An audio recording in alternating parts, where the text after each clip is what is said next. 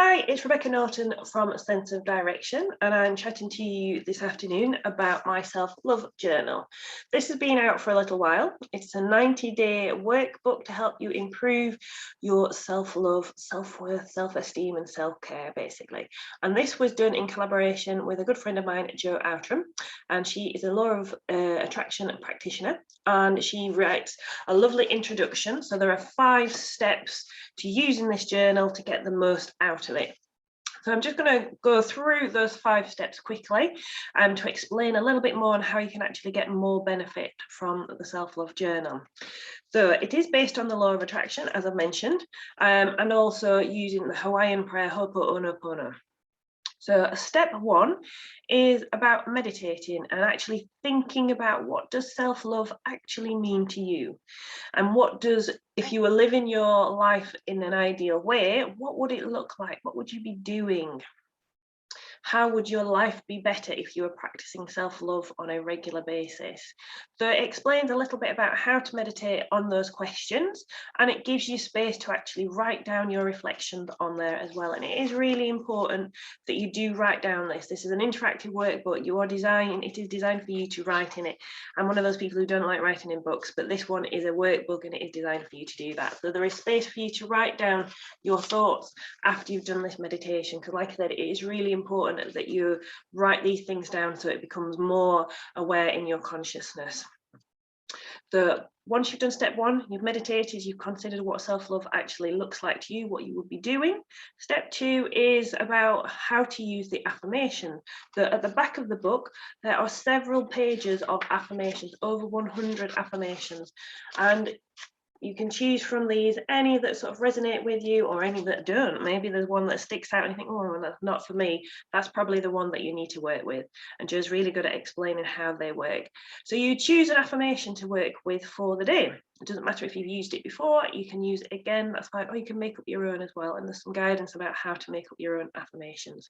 And an affirmation is basically a word or a phrase that we repeat over and over again. So you must be aware some affirmations can be negative and some can be positive. So what's that little voice in your head talking to you about? So the idea with this is to get you talking to yourself in a really positive, loving way. And that's where these affirmations come in really useful. So step 3 is becoming aware of negative beliefs, any blocks that you're experiencing, because those can be subconscious and those are the things that are going to hold us back and maybe stop us from making as much progress as we want. And like I said, they are subconscious a lot of the time, so sometimes we don't even know that they're aware. So it's raising that awareness, recognizing that perhaps you have got a negative belief around something, that there's maybe something that's stopping you from making progress, and showing you how to flip that around.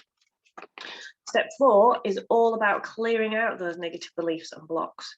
And there's the way that's suggested that you do it in here is to use the Hawaiian prayer, the Ho'oponopono prayer. And that is just 4 phrases that you repeat. I'm sorry, please forgive me, thank you, I love you. And in the workbook, in that first section, it explains what each of those phrases mean, why you say them, and how to do it, basically. So it's really important that you read through this first bit of the book to explain, so you understand how all the processes work. And then step 5 is all about gratitude.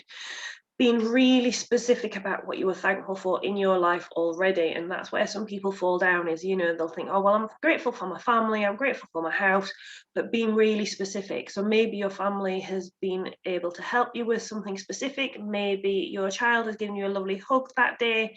Maybe somebody held a door open for you and your colleagues have been wonderful. So being specific is really important when it comes to doing that gratitude. So it's encouraging you to adopt an attitude of gratitude, basically. So that's the 5 steps. And like I said, in the workbook, there's more information for each of those steps, how to do it, what you need to do. And then following that, it then breaks it down into this 90-day process. So each day is laid out the same way. There's a little workbook for you to write in, so it tells you which day you're on. You can write down your date, and that's really important as well, so you can monitor your progress.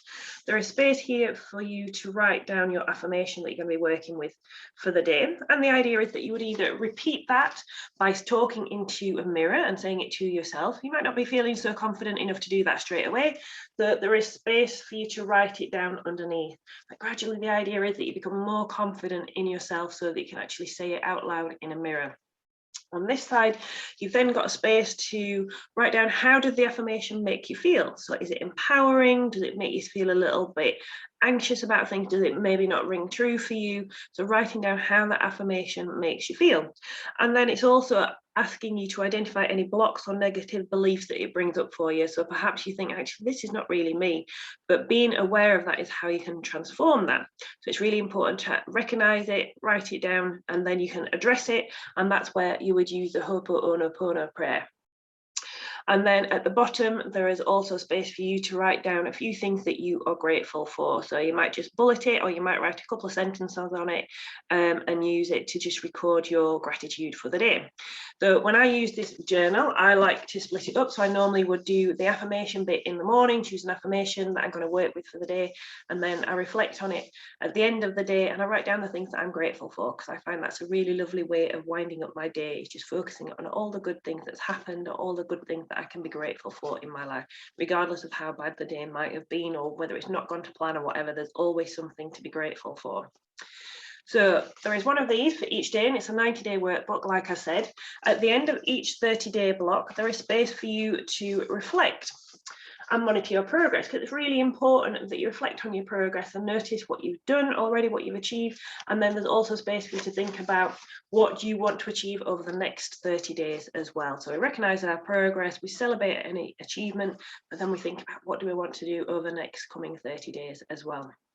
So ideally, you want to do this every day, because that's how you develop that mindset of gratitude, you develop that mindset of self-love, and it becomes a habit and a routine. So it becomes part of your day. If you miss a day, don't beat yourself up. That's completely not what we want you to do at all. If you miss a day, then all you do is start again the next day, and that is fine. So you can dip in and out of it if you need to. Like I said, if you can, try and do it every day, because that's how you're going to get the most benefit from it.